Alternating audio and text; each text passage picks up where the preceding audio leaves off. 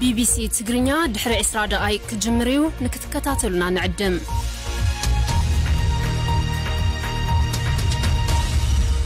كون سجنتا BBC أفان أوروموتي نولين ترا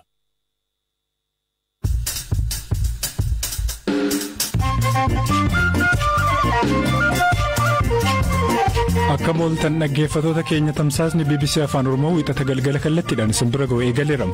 Dhiyaa Oromiyaatti namoonni qeerraa buqqa'an deeggarsa argataa jiru. Hoogganaa ittaanaan Koomishinii Buusaaf Gonfaa Oromiyaa Obbo Garramuu Liqaa.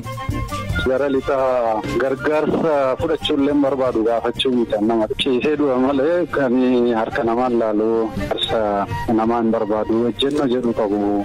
Koomishinii olaantuun mirgoota namoomaa dhaabbata biyyoota gamtoomanii Miisheel Baachalet walitti bu'insa amantiin walqabatu Gondaritti mudate akka qoratamu gaafachuu. Manneen amantaa akka manca'aniif kanneen badii dalagan seeraan akka gaafataman gochuun haleellaa dabalataa hambisuuf fayyadaa jechuun cimsanii akka qoratamuuf gaafataniiru. Humnoonni Tigraay fi Eertiraan walitti dhukaasuu jalqabu irrattis gabaasa qabna. Oduuf odeeffannoo biroos qabna. Amma xumuraatti nu hordofaa. Dhiyaa Oromiyaatti bara 2022tti walitti bu'insa hawaasa keessatti uumamuun haalli rakkoo namoomaa itti hammaachuu dhaabbata biyyoota gamtoomaniitti eejensiin gargaarsaa Oochaan beekse. Namoonni 500 ta'an tibbana qe'ee isaaniirraa kan buqqa'an yoo ta'u, lakkoofsi kun namoota bara 2018 naannoo Beenishaangul Gumuz Kamaashirraa buqqa'an akka dabalatu gabaasni Oochaa kana keeku. Hanqinni nyaataa daa'immanii fi dubartoota garaatti baatan addatti akka miidhe gabaasni kun mul'iseera. Dhimma kanarratti waa'illi Koobiraanuu Gammachuu ittaanaa hoogganaa Koomishinii Buusaaf Gonfaa Oromiyaa Obbo Garramuu Liqaa gaafateera. Sababii rakkoo nageenyaatiin yeroo baay'ee rakkoon adda addaa mudachaa ture. Keessumaa Wallagga Lixaa fi Wallagga Bahaarratti baay'inaan namoonni kan buqqa'an sun gara 11 ol Wallagga Lixaa gara 36 ol immoo Wallagga Bahaadhaaf dabalaa guyyaa guyyaatti kan dhufe sana gargaarsi of eeggannoon akka barbaachisu beekne fakkeenyaaf amma Naqqamte irratti gara kuntaala 47 ol dhiyoota sadan kana darban irratti bakka rakkoon jiruu fi rakkoon ammaatti jettu kun bakka mul'atu akka geessisan. Federaalarraa eeyyamsiifnee akkasiisneerraa kanaa olis immoo rakkoon akkasitti hammaatee dhufu of eeggannoo fandii of eeggannoo aanaan godinni qabu keessaa akka isaan qaqqabanii fi ammas calalanii rakkoon addaa lafa jirutti immoo dafanii beeksisanii federaalli akka geessisu gochuudhaaf hojjechaa jiru. Kanaaf amma walumatti qabaatti amma namni rakkate kun gargaarsa barbaachisu qaqqabsiisuudhaaf humni keessan maal fakkaata? Marsaa ammaatiin kan gaafatamne qaqqabsiisnee jira garuu fuulduratti maa'inni calalliidhaan adda ba'a garuu akkuma tikaaste immoo lafa rakkoon jiru yeroo itti qorachuu barbaada waan ta'eef fuulduratti immoo kan amma deemee ol namoonni rakkoo addaaf saaxilamanii hanqinni nyaataa isaan mudatu lubbuu baraaruudhaaf hojjechuu qabnu dirqama ammas qoreen aanaaf godinaa fooyya'insallee qaba waan ta'eef calalanii amma geessisu sanarra hundoofne. Federaalli dafee akka qaqqabu federaala qofaa miti mootummaan naannoo of eeggannoo qabnurra akkasumas immoo fandii of eeggannoo godinni isaanaan qabullee dafee akka qaqqabu gochuu dandeenya waan ta'eef qorateemee amma dafee akka nu qaqqabuudhaan nuti gochaa jirru sanarratti hundoofnee deeggarsatti fufnaa jechuudha. Gabaasi dhaabbata mootummoota gamtoomanii kan damee namoomaa kun akka jedhutti qaamoleen gargaarsa geessisanis deemanii bakka gargaarsi barbaachisu ga'uurratti rakkinni jira yaaddoon nageenyaa jira kunis rakkoo biraadhaan isin kana geessuu irratti rakkoon isin mudatu hin jiru.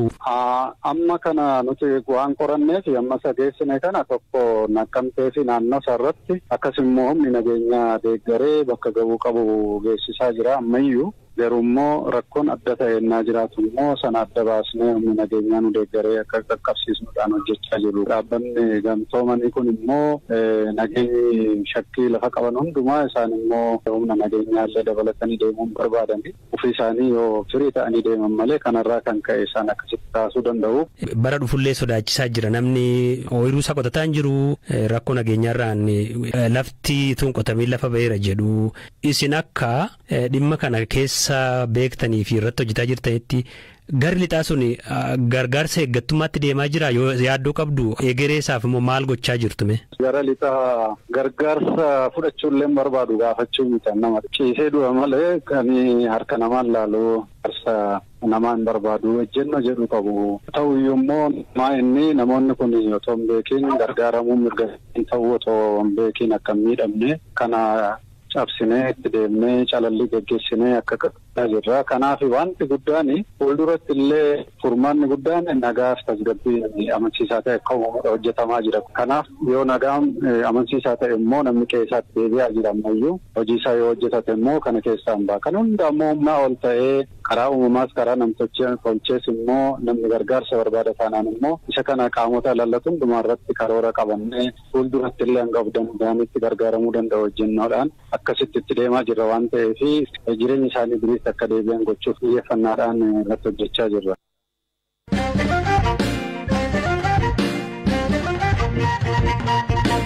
Tibbana Itoophiyaatti walitti bu'insoota amantii mudate jedhan mootummaan Itoophiyaa qorannoo walabaa bal'aa fi ifa ta'e akka taasifamu dhaabbanni biyyoota gamtoomanii gaafate. Gabaasa kanarratti waa'illi keenya Firaa'ol Balaay kan qixeessite qabdi.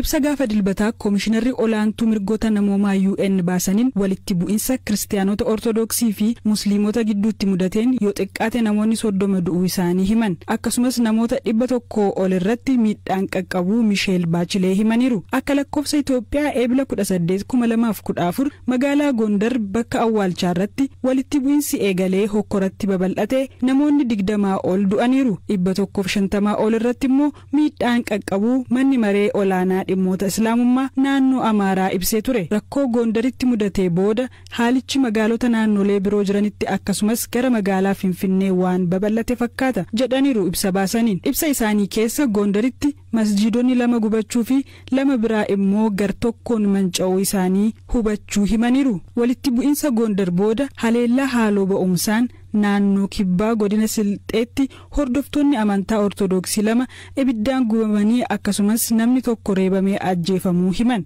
Dabaluunis manneen kiristaanaa 5 gubataniiru jechuun ibsan. Koomishinarri Olaantuu UN kun lubbuun akka baduuf manneen amantaa akka manca'aniif kanneen badii dalagan seeraan akka gaafataman gochuun haleellaa dabalataa hambisuuf fayyadaa jechuun cimsanii akka qoratamuuf gaafataniiru.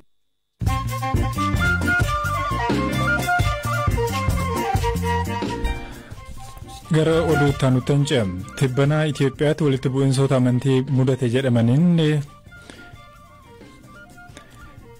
qorannoon walabaa ta'e akka taasifamu dhaabbanni biyyoota gamtoomanii gaafate. Koomishinarri Olaantuun Mirgoota Namoomaa dhaabbatichaa Misheel Baachilee walitti bu'insa Kiristaanota Ortodoksii fi Musliimota gidduutti mudateen yoo xinnaate namoonni 30 ol du'uu himan. Naayijeeriyaan sababa gatiin boba'aa dabaleef balalii xayyaaraa adda kutuuf murteessitee dhiifte. Daandiin qilleensa Naayijeeriyaa wixataa irraa eegalee tajaajila dhaabuudhaaf karoora qabatee ture haqeera. Yuukireen saree meeshaalee waraanaa dhootu suufuudhaan tajaajilaa ture badhaaste. Sanyiin saree Jaak Ruusel Teerar Paatron jedhamu erga Raashiyaan biyyattii weerartee as tajaajila kennaa tureef kan badhaafame yoo ta'u badhaasni meedaaliyaa pirezidaantii Yuukireen Volodimir Zelenskiin jila Kiiviitti qophaa'e irratti kennameefii jira.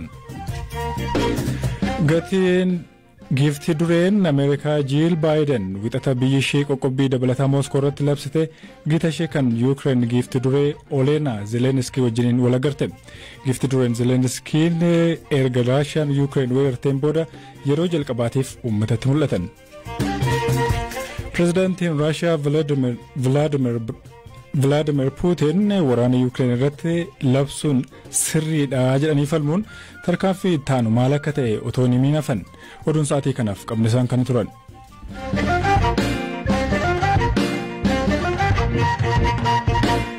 Gargaarsa namoomaa akka naannoo Tigraay seenuuf waliigalteen dhukaasa dhaabuu erga gama Tigraay fi mootummaa federaalaatiin labsamee lolli kaaba biyyattiitti qabbanaa'ee ture. Amma garuu muddamni mul'achuu jalqabeera. Keessumaa humnoonni Tigraay fi Eertiraan wal gaarreeffachuu irra darbanii walitti dhukaasuu akka jalqaban dhaga'ameera. Waa'illi keenya ammayyuu taana maddeen BBC garaagaraa fi akkasuma mootummaa keessaa iyyaafachuudhaan kan qopheesse qabamu. Bakkeewwan daangaa Itiyoo-Eertiraa irratti humnoonni Tigraay Eertiraa irratti haleellaa meeshaalee waraanaa gurguddaan dabalameen bananii walitti bu'iinsi waraanaa yeroo gabaabaaf gaggeeffame akka ture BBC'n maddeen irraa mirkaneeffateera. Haleellaan kun kan raawwate dilbata kaleessaati. Bakki haleellaa raawwates Raamaa akkasumas Baadimee biratti humnoota waraanaa Eertiraa irrattidha. Haleellaa kana hordofee humnoota Tigraay fi waraana Eertiraa gidduu walitti dhukaasuun turuu ibsameera.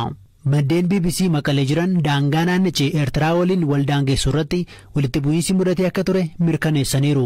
Qondaalli olaanaa mootummaa Itoophiyaa maqaan isaanii akka hin eeramne barbaadan haleellaan meeshaalee jabaa gama humnoota Tigraay irraa banamuu eegalee bakkichatti lolli tureeraa jedhaniiru. Haa ta'u malee walitti dhukaasuun kun yeroo gabaabaaf kan ture ta'uu fi waraana lafoo lakkoofsa guddaa hin qabne kan hirmaachisee akka ta'e ibsan. Haleellaa meeshaa waraanaa jabaa hordofee dhukaasa yeroo gabaabaa taasifameen booda humnoonni Tigraay duubatti deebi'anii lolichi dhaabateeraa jechuun dubbataniiru. Dabalanis haleellaan kun amala dubbii barbaaduu TPLF kan agarsiisudha jechuun dubbatan. Dura ta'an adda bilisa baasaa uummata Tigraay Dr. Dabratsiyoon Gabra Mikaa'el guyyoota muraasa dura xalayaa dhaabbilee idil-addunyaaf barreessaniin waraana kaaba Itoophiyaa jiruuf furmaata tattamaa barbaaduu akka gargaaran gaafataniiru. Dabaluunis uggurri Tigraay irratti ka'ame akka xumura argatu yoo hin taasifamne filmaata biraa barbaaduuf akka dirqaman ibsanii turan. Gama Eertiraan haleellaa raawwatameera jedhame adda baasuuf yaalii BBC'n taasise hin milkoofne. Waraana kaaba Itoophiyaa ji'oota 13 lakkoofse keessatti loltoonni Eertiraas kan hirmaatan yoo ta'u wayita waraanichi eegalamu humnoonni TPLF Eertiraa rookeetiin haleelaa turan. Humnoonni Tigraay mooraa raayyaa ittisa biyyaa Itoophiyaa damee kaabaarratti haleellaa qaqqabsiisuu hordofee waraanni eegalame boodarra gara naannolee Amaaraa fi Affaaritti babal'ateera. Gargaarsi namoomaa gufuu tokko malee akka namoota rakkoo keessa jiran bira ga'uuf haala mijeessuuf jecha waliigalteen dhukaasa dhaabuu erga labsamee booda waraanichi waan tasgabbaa'e fakkaateera. Haa ta'u malee haala amma jiruun lolli tasa ka'ee itti fufuu danda'a sodaa jedhutu jira. Ministeerri muummee Itoophiyaa Abiy Ahmad sanbata darbe gara kaaba lixa biyyattiitti imaluun qophii loltoota achi jiranii daawwatanii akka turan miidiyaaleen biyya keessaa gabaasaniiru.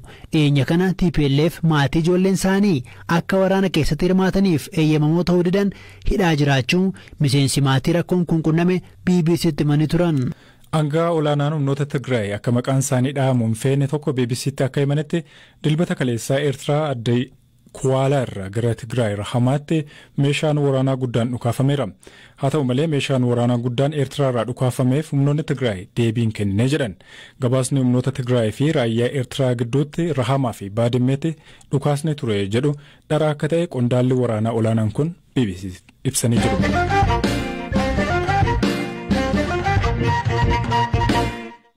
Taklamadiin Taklaayimaanot umuriinsa waggaa 14 ji'a ja'a dura mallattoolee akka garaan ni ta'uu qaamni isaa akkaan ho'uu ulfaatinni hir'achuu fi funyaansaa dhiiguu irratti erga mul'ataniin booda maatiin isaa Tambeen irraa gara Maqalee hospitaala Referaalaa Haayidar geessani. Ogeeyyiin fayyaa erga qorataniin booda dhibee kaansarii dhiigaa akka qabu maatiitti himan. Yeroodhaaf wal'aansi keemootiraappii jalqabaa godhamee fi hanga tokko fooyya'ee akka ture ogeeyyiin fayyaa ni himu. Torban lamaan booda deebi'ee wal'aansa keemootiraappii lammaffaa akka argatuuf itti himamee hospitaalaa ba'us maatiin garuu ji'oota ja'aaf otoo hin deebisin achumaan badan. Maallaqa qorannoo dhiigaa fi dawaaf barbaachisu waan harkaa dhabneef deebi'uu dhabnee jedhan maatiin. Wayita hospitaalatti deebi'u garuu dhibeen kun daran waan itti hammaateef ciisee akka yaalamutti himame. Ogeeyyiin hospitaalichaa garuu sababii hanqina qorichaa fi meeshaalee wal'aansa fayyaa biroo hospitaalicha mudateef daa'immanii fi namoota kaan dhibee kaansarii qaban yaaluudhaaf humna qabu fixataa akka jiru himan. Hospitaala Referaalaa Haayidaritti hoogganaa damee qorannoo fi barnoota kaansarii Dr. Kibroom Hiluuf. Daa'imman naannichaa irratti irra jireessaan kan mul'atu dhibee kaansarii dhiigaati.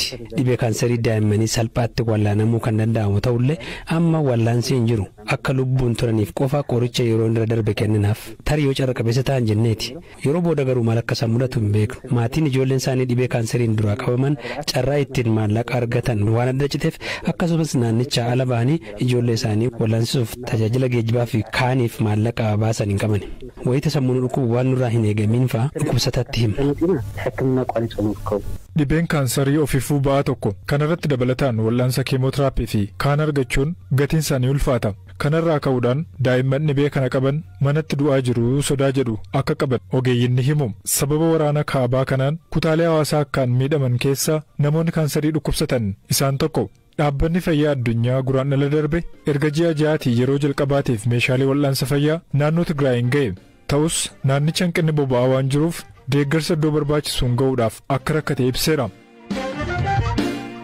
Dhaggeeffattoota keenya sagantaa keenya gara xumuraatti finnee jirra. Odeeffannoo dabalataa marsariitii BBC Afaan Oromoo irraa kan argattanii Oskaar Boongaa ogeessa teeknikaa keenya Biraanuu Gammachuu immoo isiniif qopheessee hirphaa gammachuu isiniif dhiyeesse bor walitti deebina iddoo nagaa bula.